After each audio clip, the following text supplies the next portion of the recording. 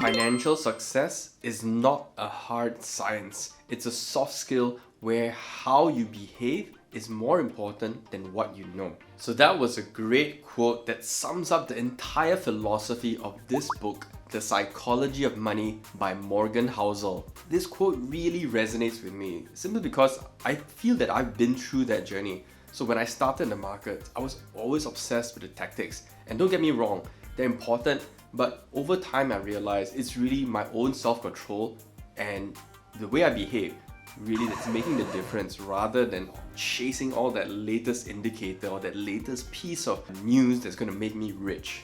This book makes us take a step back, and it's an easy read which helps us think bigger but also think deeper about money and how we react to it.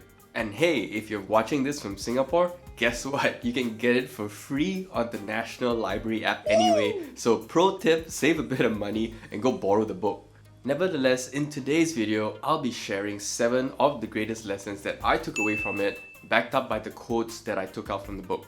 These are the tips that I believe are going to help us get wealthy, but more importantly, stay wealthy as well. Hey guys, it's Sunmin and welcome back to Your Money Game, the show where we'll save, invest and feel better about money. Beware taking financial cues from somebody who's playing a game that's different than yours. So flip on TikTok, YouTube, Facebook, insert whatever social media, Tinder maybe, who knows.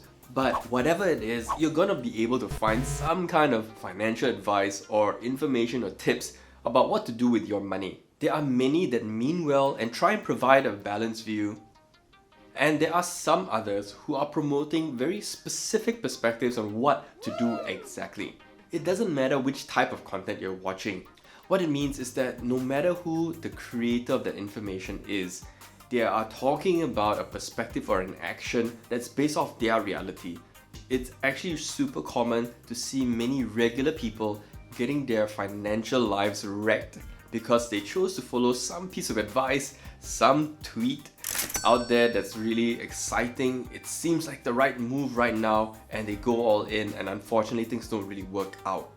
Another metaphor is like perhaps you and me as regular Joes suddenly trying to do the exact workout program that The Rock is doing, preparing for his new movie. So it's insane, right? Why would we want to apply something that's designed for somebody else's life directly in ours? But strangely enough, we do that all the time. Now this doesn't only apply in the financial markets, it's actually even more common when you think about it from our day-to-day lifestyles. We look at people on social media, whether it's friends, whether it's influencers or whatever, living a certain life. And we feel that, hey, we should be living that life as well. Your experiences with money make up a really small percent of what's happened in the world, but it colors 80% of how you think the world works. Now I spoke a bit more about my backstory a while ago, so if you were interested you can check that out. But in a nutshell, I actually started in the markets more as a trader and less as an investor. I was much younger then, much more arrogant, much more dismissive of any other style of trying to make money, because in my head the logic was, hey, all I really needed to do is build that perfect system. I can trade any time frame, I can use any indicator, and I can just print money out of thin air. And needless to say, both time and the markets have humbled me and given me the kind of experience to look at a broader picture. My point isn't that investing is good and trading is bad.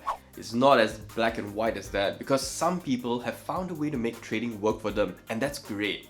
There are many people with different financial needs, views and methods on how they approach money, and a lot of them are maybe things that we perhaps can learn from as well. At the very least, it could help sharpen your own approach. And if you're open to it, hey, help me hit that like button, because that really helps send a message to the gods of YouTube to share this video out with more people, and it really helps my channel grow. Thanks. If you want to do better as an investor, the single most powerful thing you can do is increase your time horizon. Odds are you would have heard of this whole concept about compound interest or compounding. Now the author found some pretty interesting facts. Now 81.5 billion of Warren Buffett's wealth out of his total 84.5 billion net worth was actually made after his 65th birthday. So as the author says, his skill is investing, but his secret is time. Now this is a really simple lesson, but honestly it's a hard one because of all our impatience. But it's a lesson to just simply start early, start now, let time do its work and be patient. He shares another really great point of view, which is that investing isn't about making the greatest gains at a single time, but really making good gains consistently as long as possible. Long tails have tremendous influence. They have tremendous effects on outcomes. So the term long tail here is simply about how these small little instances really are making the biggest differences in the actual outcome. This lesson is really important because we oftentimes look at really huge companies today and we look at what they've achieved and feel that, hey, that was inevitable. We look at Apple today and we see a $2 trillion valued company. But we might forget that along the way, there were so many failures in terms of the products that they launched. The amazing success, which is the iPhone, today accounts for more than 50% of its revenues. But did you know that in the early days, when Steve Jobs was first introduced to the concept of going into the mobile markets, he actually rejected the idea. Now imagine an Apple today, but without the App Store. Would it have been as successful?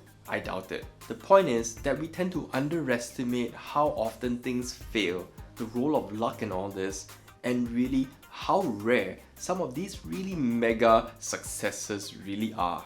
It's really appreciating that going all in on a single big bet is probably a bad idea. Picking 10 baggers and stock picks like that are not as easy as it sounds. And outlier success stories that we always look at in the news are not something that we can individually replicate exactly. The hardest financial skill is to get the goalposts to stop moving. Now this is a great lesson that you might have thought about if you've ever calculated your financial independence number. It's also the hardest thing to appreciate and practice because in today's modern life, it's actually promoting the exact opposite of that life. The world promotes this idea that there is this bigger, better, more exciting life that's always around the corner. All we need to do is just work hard enough, make enough money, and just keep going for it. And then one day we might wake up and we realize we're actually just rounding in circles, rounding all those corners.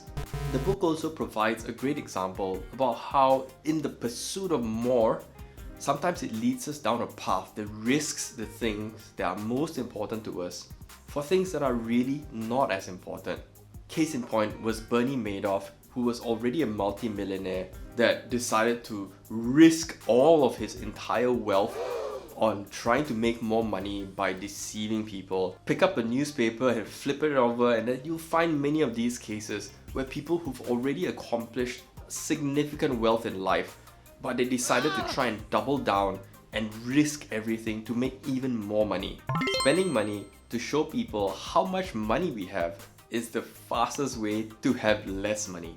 Now, no matter how much money we make, our egos can really just make it all disappear. It's related to that lesson earlier about having enough, but zooms in specifically on the external things that influence the way we spend. There are two more quotes that really drive this lesson home. The first is that no one else is as impressed with your possessions as you are. And the second is that saving money is the gap between your ego and your income. Now, the way I see it is that we all have egos to some degree, so I believe it's unrealistic to completely remove it, but the lesson then becomes, how do we manage this ego of ours to ensure that we find that balance in how it affects the way we spend and save?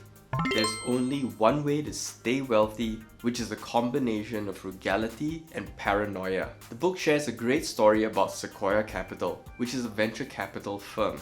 And for those of you who don't know, venture capital is a high-risk industry because most of the companies they invest in eventually fail. They're hoping that the few who do succeed really outperform. That's why it makes it so amazing that Sequoia Capital has been running successfully since 1972. Wow. And the reason why, according to an interview with one of the partners, Mike Moritz, and he says, we are always afraid of going out of business. Only the paranoid survive. Now, you and me, we're both not likely to be venture capitalists, but I think this lesson really applies to us as well. Frugality isn't just about helping to save money and build wealth, but it also keeps us prepared for any form of financial uncertainties. Being a little bit paranoid really helps keep our own actions in check. If you're just starting out in your wealth journey, making mistakes is inevitable, but it's going to be less punishing.